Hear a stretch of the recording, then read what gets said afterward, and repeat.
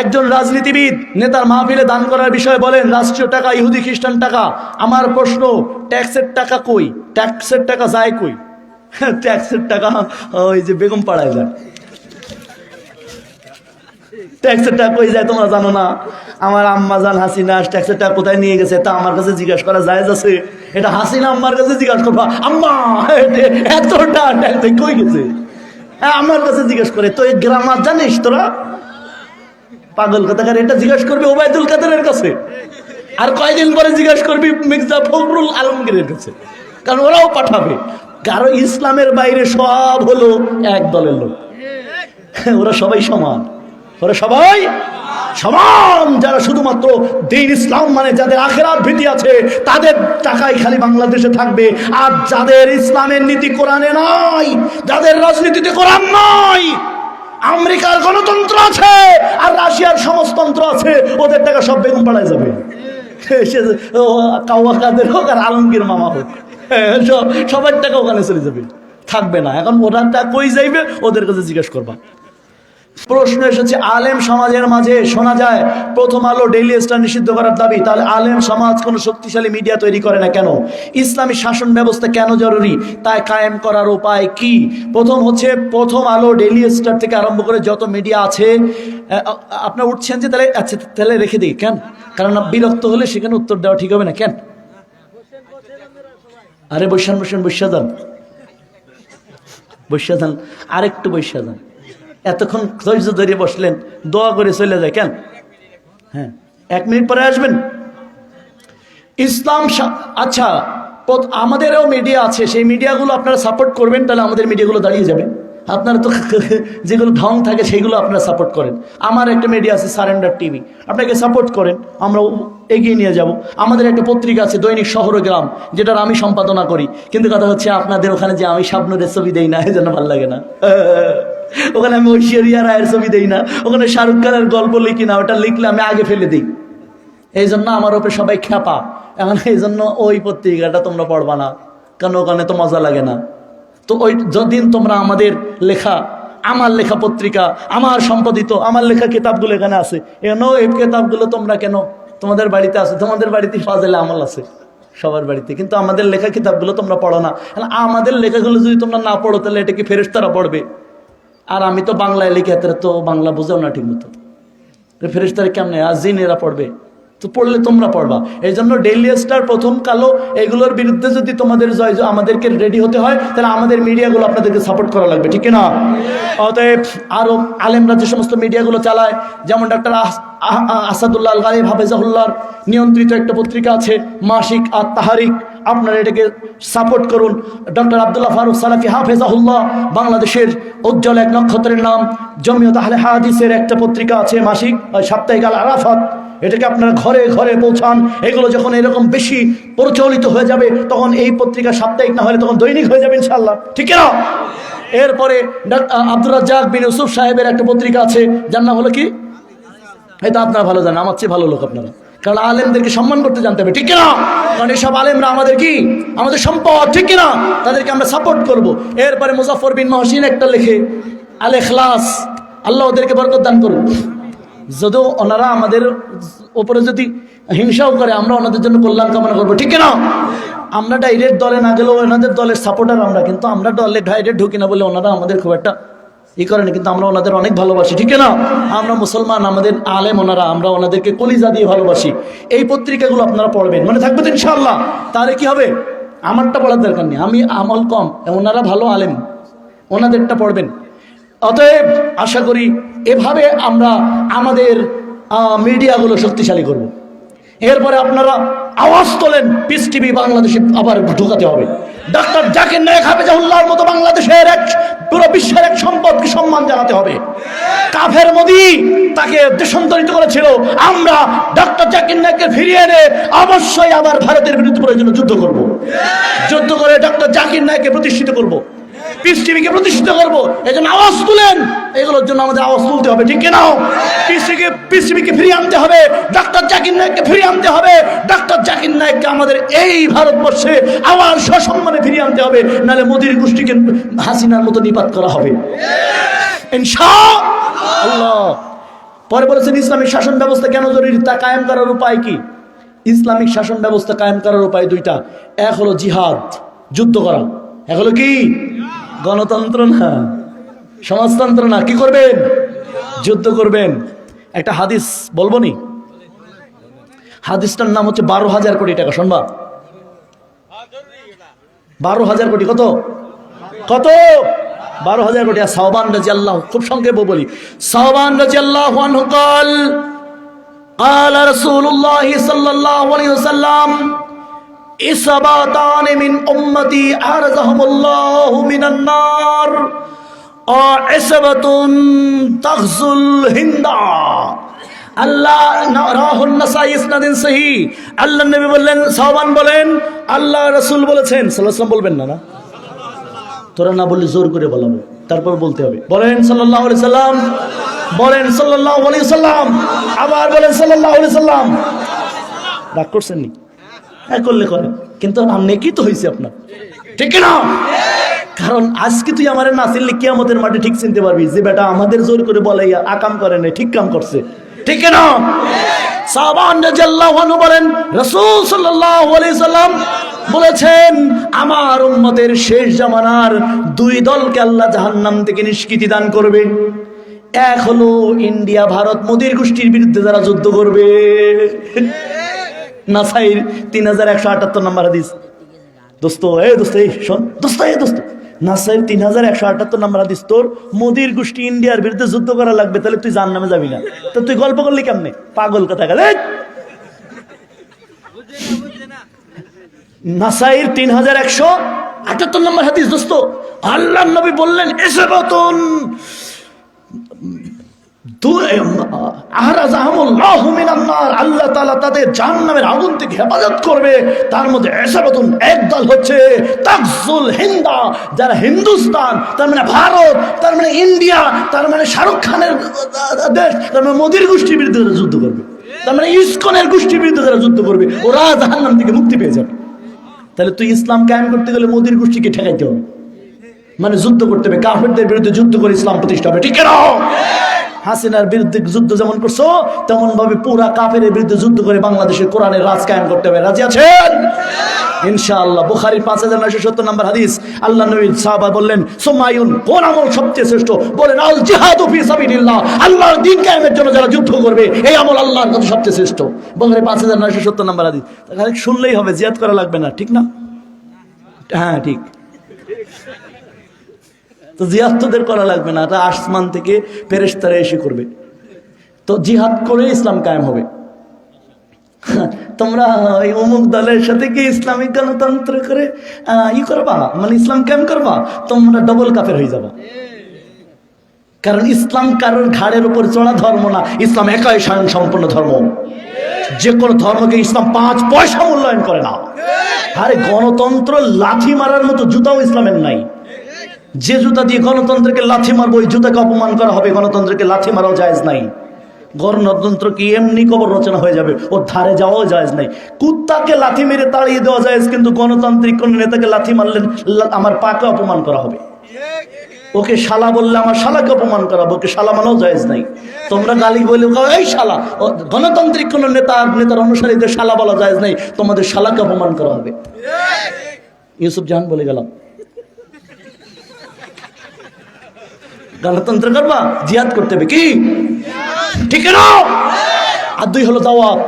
এই যে আলহামদুলিল্লাহ আপনারা যে দাওয়াতি মেহনত করছেন, এই দাওয়াত একদিকে, আর একদিকে হবে জিহাদ। এই দুইটার মাধ্যমে হবে ইসলাম কায়েম, ঠিক না? উত্তর গেল। আপনারা বলেন প্রচলিত ব্যাংকিং সিস্টেম হারাম, তাহলে কেন আপনাদের ইসলামিক অর্থনীতি ব্যাপকভাবে চালু করেন না? খুব সুন্দর কথা, আমরা চালু করেছি। দোস্ত, তোমরা পারলে আল্লাহর হস্তে আমার প্রতিষ্ঠানে একটু যাইও, সব ব্যবস্থা আছে আলহামদুলিল্লাহ।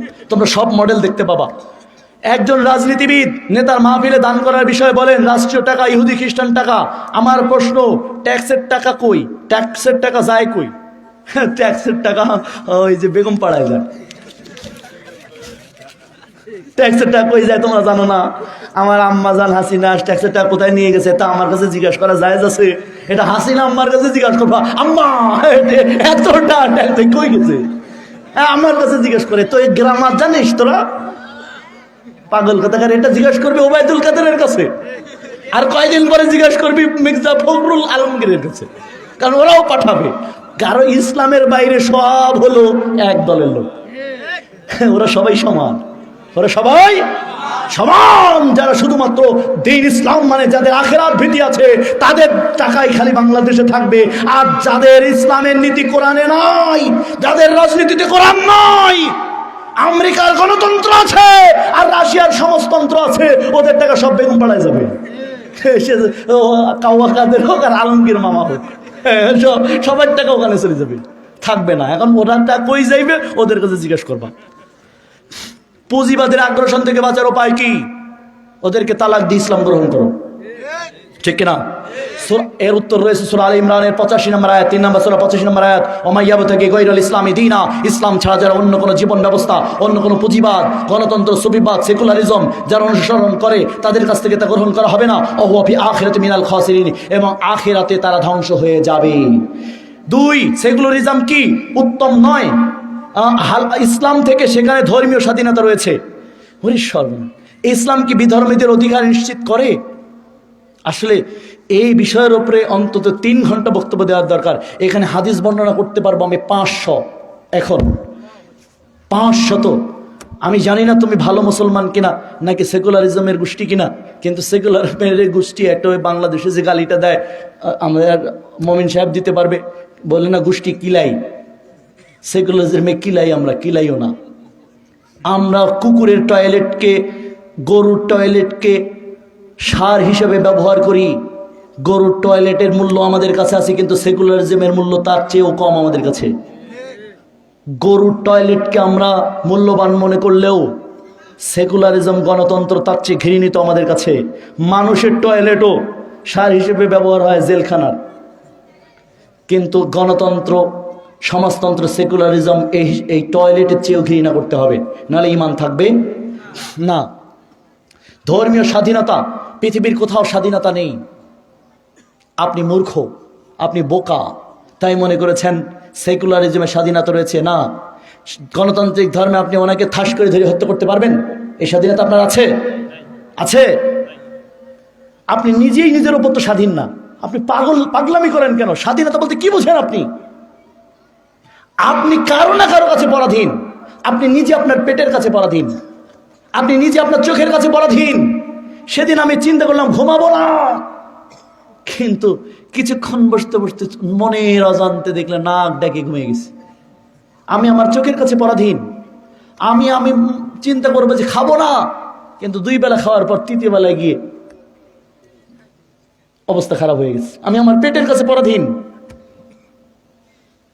আমরা চিন্তা করি যে না, খারাপ সিনারি চোখে দেখবো না, কিন্তু দেখতে মজা লাগে, চোখের কাছে পরাধীন। আমরা নিজেদের কাছেই তো স্বাধীন না, নিজের কাছে স্বাধীন না। আপনি স্বাধীনতা বলতে কি বুঝেন? আপনি এই যে সেকুলারিজমে সর্বক্ষেত্রে কি আপনি স্বাধীন না?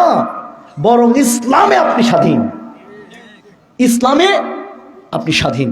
এই জন্য এটা আপনাদেরকে বলা হয়, কিন্তু আসলে মূলত এটা ঠিক নয়। বাবা মা সন্তানকে শাসন করার ক্ষেত্রে গালিগালাজ বা খারাপ শব্দ ব্যবহার করতে পারবে? হ্যাঁ, অবশ্যই পারবে। যেমন অনেক জায়গায় I am sorry to say, এটা আবার তোমরা করবে না, মানে মিডিয়া প্রচার করবে না। সেদিন দেখলাম একজন মা ওর বাচ্চাকে বলতে, শুয়োরের বাচ্চা। তো শুয়োরের বাচ্চা বলে অবশ্যই জায়েজ, কারণ ও তো শুয়োরের বাচ্চা, ও বাচ্চা, তুমি তো শুয়োর, তাই না? তো যে গালি দেয় ও এই গালি দেওয়া জায়েজ, কারণ ও নিজেই শুয়োর, এই জন্য গালিটা দিতে পারছে। আল্লাহ রসুল বলছেন, শোনো, জান্নাতে যাবে কারা জানো? আথাবাল কালামা, যারা মুখে কোনো অশ্লীল শব্দ চয়ন করে না, ভদ্র ভাষা ব্যবহার করে, নম্র ভাষা ব্যবহার করে, কোনো অন্যায়কে মানুষ অন্যায় দিয়ে প্রতিহত করবে না। আল্লাহ সূরা হামিম সাজদা 34-35 নম্বর আয়াতে দেখবেন আল্লাহ তাআলা বলছেন, তোমরা মন্দকে আঘাত করো উত্তম দিয়ে। মন্দকে আঘাত করো কে দিয়ে? উত্তম দিয়ে। তোমার সন্তান কোনো অন্যায় করে ফেলেছে, তুমি একটা অন্যায় করলে গালি দিয়ে, গালি দেওয়া একটা অন্যায়, কবিরা গুনাহ। গালি নয়, গালি নয়। কুকুরের বাচ্চা বললেন, তাহলে কুকুর তো আপনি, আর বাচ্চা তো ও সর্বোচ্চ বাচ্চা, আর আপনি আলম করতে, তাহলে আপনি গালি দিলেন কাকে? আপনাকে গালি দিলেন, ঠিক কিনা? ভাই খবরদার, সন্তানদেরকে গালি দিবেন না।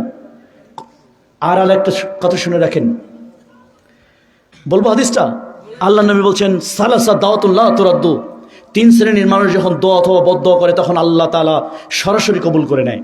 এক হচ্ছে দাওয়াতুল ওয়ালিদিল ওয়ালিদিহি, কোনো পিতামাতা যখন তার সন্তানের জন্য দোয়া করে অথবা বদদোয়া করে তখন সাথে সাথে তা কবুল হয়ে যায়। এই জন্য কখনো সন্তানকে লানত করবেন না, রাগ হলে সন্তানকে অভিশাপ দেবেন না। সন্তানকে কুকুর বললেন, দেখবেন যে ওর চরিত্রটা কুকুরের মতো হয়ে যাবে একদিন, কারণ আল্লাহ তাআলা কি করবে, আপনার সেই এটা কবুল করে নেবে। এই জন্য কখনো সন্তানকে বাজে ভাষায় গালি দেওয়া যাবে না, এটা হারাম, কারণ পিতামাতার দোয়া কবুল হয়ে যায় অথবা বদদোয়া। বরং দোয়া করবেন, আল্লাহ ভুল করেছে, তুমি তাকে ক্ষমা করে দাও, তাকে হেদায়েত দাও। আপনি এটা বললেই তো আল্লাহ কবুল করবে, নিশ্চয়তা আছে, তাহলে গালি দেবেন কেন? দেবেন। আর যদি আপনি শুয়োর হতে চান তো শুয়োরের বাচ্চা বলবেন, তাহলে আপনি নিজেই একটা বড় মাপের শুয়োর হয়ে যাবেন, ঠিক না? তো শুয়োর বলবেন নাকি আর না? খবরদার। জরুরি অবস্থায় এনজিও অথবা ব্যাংক থেকে ঋণ নেওয়া যাবে কিনা? জরুরি অবস্থায় শেষ রাতে তাহাজ্জুদে চলে যাবে বোকা মুসলমান। জরুরি অবস্থায় কোথায় যাবেন? আল্লাহ তাআলা সূরা বাকারার 45 নম্বর আয়াতে বলেছে, এই জরুরি অবস্থা যখন দেখা যাবে, ইয়া আইয়ুহাল্লাযিনা আমানু, হে ঈমানদাররা, আস্তাঈনু বিস-সাবরি ওয়াস-সালাহ, তোমরা সিয়াম পালন করবে এবং সালাতে চলে যাবে, আল্লাহ তোমার জরুরত পূর্ণ করে দেবে। সুবহানাল্লাহ বলেন। জরুরি অবস্থায় ব্যাংকে যাবে মানে জরুরি অবস্থায় ব্যাংকে যাবা না, জরুরি অবস্থায় তাহাজ্জুদে চলে যাবা, জরুরি অবস্থায় সালাতে যাবা। কোথায় যাবা? কোথায় যাবেন? সালাতে যাবেন। আপনার সালাত এবং সিয়াম পালন করবেন। আল্লাহ নবী বলছেন সালাসা দাওয়াতুল লা তুরাদ্দু, দাওয়াতুস সাইম, সিয়াম পালনকারী আল্লাহর কাছে যা চায় আল্লাহ তা দিয়ে দেয়। ইন্নাল্লাহা ওয়া মালাইকাতাহু ইউসাল্লুনা আলাল মুতাসাহহিরিন, নিশ্চয়ই আল্লাহ এবং ফেরেশতারা সিয়াম পালনকারী বান্দার জন্য যারা শেষ রাতে সাহরি করতে ওঠে, আল্লাহ নিজেই তার কল্যাণ কামনা করে। আল্লাহ নবী বলছে আল বারাকা সালাসাতিন, 3 জিনিসের মধ্যে আল্লাহ বরকত দিয়ে দিয়েছে তোমাদের। 1000 সাহুর, তোমরা যখন সাহরি করতে ওঠো তোমাদের সাহরির মধ্যে বরকত রেখে দেওয়া হয়েছে। তার মানে আপনার জরুরি অবস্থা কেটে যাবে আপনি যখন সিয়াম রাখবেন। ইসলাম অনুসারে নির্বাচন পদ্ধতি কেমন হওয়া উচিত এবং গণতান্ত্রিক নির্বাচন ব্যবস্থা ভোট দেওয়া যাবে কি? হ্যাঁ, ভোট দেওয়া যাবে, তাহলে কাফের হতে হবে, কাফের হয়ে যেতে হবে।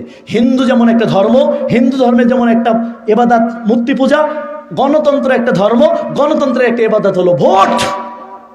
অতএব ভোট দেওয়া জায়েজ নয়। হ্যাঁ, ঠিক আছে।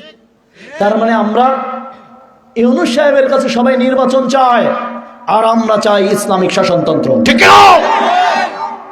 আমরা ন্যায্য ব্যক্তির কাছে ভোট না, বাংলাদেশের সবচেয়ে যোগ্য ব্যক্তির কাছে ক্ষমতা হস্তান্তর করার পক্ষে ইসলামিক লোকেরা, ঠিক না? মুসলমানরা যোগ্য ব্যক্তির কাছে ক্ষমতা হস্তান্তর করার কথা বলে। একজন চোর বাটপারকে নির্বাচনে কোটি মানুষ ভোট দিলেও সে চোর থাকবে। যে চোর, তাকে 1 কোটি লোক যদি সাপোর্ট দেয়, সে কি হয়ে যাবে? কোন গরুকে যদি 1 কোটি লোক ভোট দেয়, গরু কি ঘোড়া হবে? গরুই থাকবে। তার মানে চোর বাটপারকে ভোট দিয়ে জিতালে তারা চোরের মাত্রা আরো বেড়ে যাবে, তার চুরির মাত্রা বেড়ে যাবে। তার মানে এতদিন সে চুরি করতো, এখন সে বেশি ডাকাত হয়ে যাবে। মন্ত্রী হয়ে কি? এখন মন্ত্রী নেই, এখন করছে চুরি, আর যখন মন্ত্রী হবে সে হবে ডাকাত, ওবায়দুল কাদেরের মতো, ঠিক না? অতএব আমরা ভোট গণতন্ত্র আর চাই না, আমরা চাই ইসলামিক হুকুমত। ইসলামে নির্বাচন নাই, ইসলামে ইলেকশন নাই, ইসলামে সিলেকশন আছে। সিলেকশন কি? সবচেয়ে যোগ্য ব্যক্তি, যেমন ইউনূসকে ধরে এনে বাংলাদেশের নোবেল প্রাইজ পাওয়া সবচেয়ে শিক্ষিত মানুষ, তাকে রাষ্ট্রপ্রধান হয়েছে, এটা ইসলাম চায়।